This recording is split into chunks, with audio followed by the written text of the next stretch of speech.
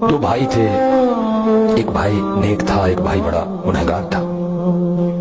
तो गुनहगार भाई को नेक बड़ा समझाता था, कब तक गुनाह करोगे, 60 साल 70 साल, बिलाखिर तुम मरोगे, कब्र में तो तुझे जाना है, ये लज्जतें कब तक तुम्हारे साथ रहेंगी।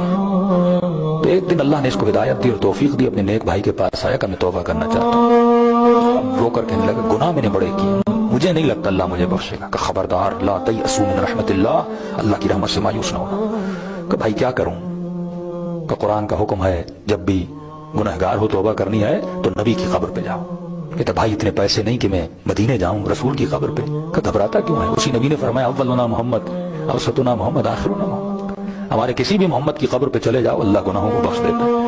तो इसने कहा भाई कहां चले, का चलो चलते हैं मशहदुर रज़ा, इमाम रज़ा के पास चलते हैं। इन्होंने सामान्य सफर बांधा, पुराना जमाना था। कि ये निशापुर पहुंचे ही थे तो इसका जो गुनहगार भाई था वो बीमार हो गया, शदीद बीमार। अब रो कर कहने लगा भाई मुझे नहीं लगता मैं मशहद पहुंचूंगा, मुझे नहीं लगता मेरी तौबा कबूल होगी। इसने कहा अल्लाह करीम है, जब उसने तौफीक दी है मशहद जा रहे हो तो गुनाह भी माफ करेगा। अब कहते हैं जैसे सुबह का वक्त था मशहद पहुंचे, इसके गुनहगार भाई की रूह परवास कर गई, मर गया। नेक भाई परेशान, अरे इतनी जहमतों के बाद इमाम के पास पहुंचा लेकिन माफी नहीं मांग सका। गुस्ल दिया, कफन दिया, मौला की जरी का तवाफ करवाया, जाके दफन किया। इसका नेक भाई कहता मैं रात को सो गया, सुबह को मैंने ख्वाब देखा कि मेरा भाई बड़े नेमतों में है। तो मैंने कहा कि भाई तू तो बड़ा गुनहगार था, इतनी नेमत में कैसे बैठा है। कहता भाई तू सच कहता था कि मौत बड़ी सख्त है, कि जिस तरह रेशमी कपड़े को कांटों पे रखा जाए और खींचा जाए, मासूम का फरमान है, इस तरह रूह जब निकलती है इंसान के बदन में तकलीफ होती है। कि तूने सच कहा था, जब रूह निकल रही थी वाकई इतनी तकलीफ हुई थी। कि भाई जब तू मुझे गुस्ल दे रहा था वो तेरे लिए पानी था पर मेरे लिए आग से ज्यादा गर्म था। जब तुमने मुझे लकड़ी के संदूक में रखा वो तेरे लिए लकड़ी का संदूक था पर मेरे लिए आग का संदूक था। और अजाब के फरिश्ते मुझे गुर्ज मार रहे थे और कह रहे थे बदबख्त निकल जा इस दुनिया से, कि तुमने 60 साल अल्लाह की नाफरमानी की, तूने 60 साल उसकी दरबार में खताएं की और गुनाह किए। का लेकिन इसी अजाब और तज़ब्ज़ुब में था, परेशान था कि बचूं तो कैसे बचूं। लेकिन जैसे तू मेरा जनाजा इमाम के हरम में ले गया, अब मुझे ऐसे लगा जैसे मैं जन्नत में दाखिल हो गया। सारे अजाब के फरिश्ते चले गए।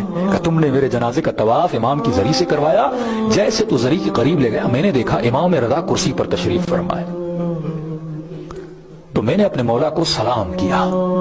इमाम ने जवाब तो दिया लेकिन अपना मुंह फेर दिया।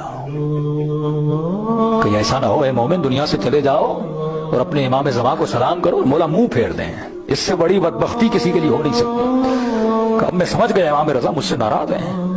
का इतने में जनाजा बाहर निकलने वाला था, एक सफेद रीश बुजुर्ग खड़ा था।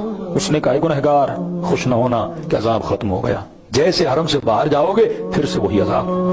मैं रोने लगा, मैंने कहा मैं तो तौबा की नियत से आया था, क्या करूं, जिंदगी ने मोहलत नहीं दी, जिंदगी इतनी नहीं थी कि गुनाहों से मुकम्मल तौबा करता, मुझे बताओ मैं क्या करूं। उसने कहा एक रास्ता है, अगर उस पर अमल करो तो शायद इमाम रज़ा तुम्हारी शफाअत कर दे। का कौन सा, जो बोलोगे मैं करने के लिए तैयार। का एक वास्ता है जो इमाम रज़ा को दो और उस वास्ते के सदक़े में इमाम रज़ा तुम्हारे गुनाहों को बख्श देंगे। कहते हैं भाई मैंने वो वास्ता दिया और इमाम रज़ा ने मेरे सारे गुनाह बख्श दिए। और अजीज़ो इमाम रज़ा फरमाते हैं शियो छोटी छोटी बातों के लिए हमें ये वास्ता कभी न दिया कर, हम अहले बैत ये वास्ता बर्दाश्त कर ही नहीं सकते। तो भाई तूने कौन सा वास्ता दिया। तो मैंने कहा इमाम रज़ा आपको अपनी दादी की टूटी हुई पहलों का वास्ता।